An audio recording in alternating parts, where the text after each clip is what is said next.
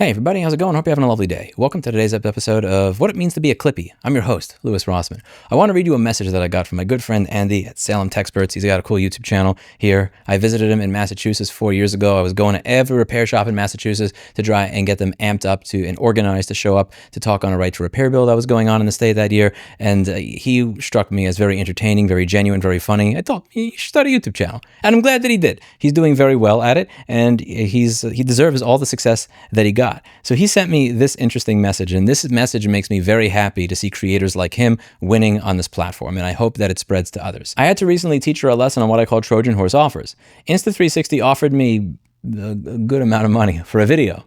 2 days after their offer, you released your video detailing their anti-consumer bullshit with the same camera they wanted me to advertise. I turned their offer down, citing these practices as my reason. She thought I was insane for doing so until I explained to her the Trojan horse. The money gets into your bank account. Your loyal subscribers burn your channel down for being disingenuous. When you come from poverty like we do, it's difficult to say no to such numbers, but she understands now. This is what it means to be a Clippy. This is what I went over in the video that I did on changing your profile picture to a Clippy. If you listen very carefully 5 minutes in, you'll hear what my call to action was. In your personal life, when you have the ability to push back against any of these items, do it. I'm not saying that you have to burn a building down. I'm not saying you have to start an organization. I'm not telling you to quit your job same day or I'm not telling you to throw away all your technology and live in the woods. When you can push back against the anti-ownership practices that I've been talking about on this channel for the last 11 years, do so.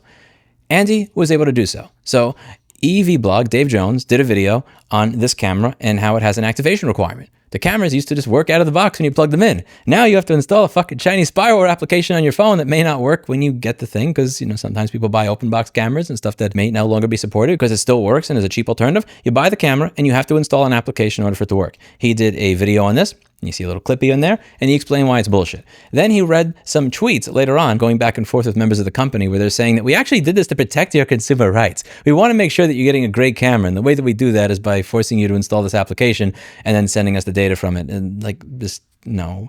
He saw through that bullshit instantly, and he discussed it. As a result of somebody other than just me discussing it, it now got the attention of somebody else. Now, once it has the attention of somebody else, that's the second Clippy here. The first Clippy is Dave Jones talking about it. The second Clippy is him saying, I would usually take the money from this type of sponsor, but because I'm informed on the issue, I'm going to make the choice to not take that money. Now, you may not be in that position in your life, and I'm not telling all of you that you need to give up money in order to be a part of this. I'm simply giving you one example. Andy is not driving a 1994 Mercury Tracer. So he decided, I have made enough money and I'm making enough money that I could afford to give up one sponsor if that sponsor is somebody that goes against my values. What type of things are going to come into your life that are going to give you the opportunity to push back against anti-ownership practices?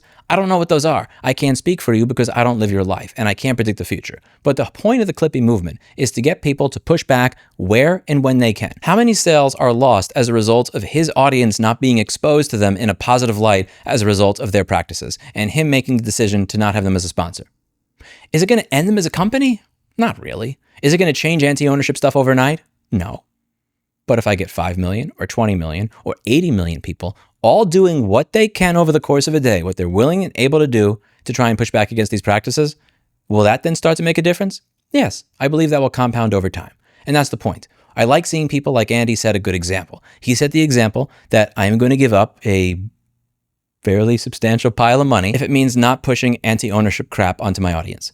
Now, are you going to be able to avoid these products in every area of your life? No. I remember reading these blogs about Richard Stallman having a laptop that had, like 5 or 10 years ago, it didn't even have working S3 or suspend because it was using a fully open BIOS. I'm not expecting all of you to go that with it. But what can you do in your own life? And more importantly, what are you able and willing to do that you wouldn't have done if not for these videos being created, if not for thinking about it? But one decision multiplied hundreds of thousands of millions of times over and over and over again.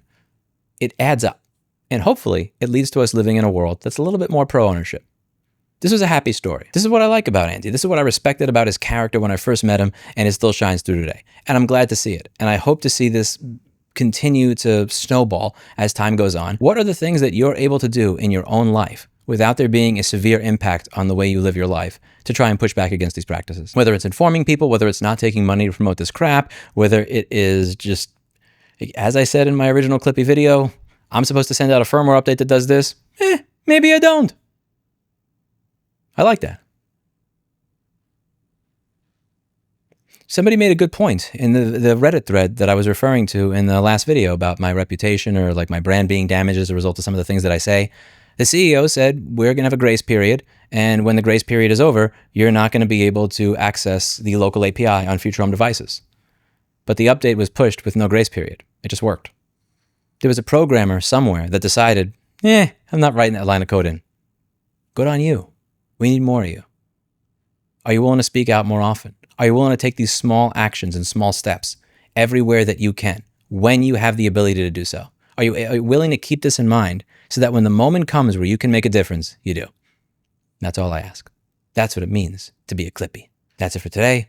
And as always, I hope you learned something. I'll see you in the next video. Bye now.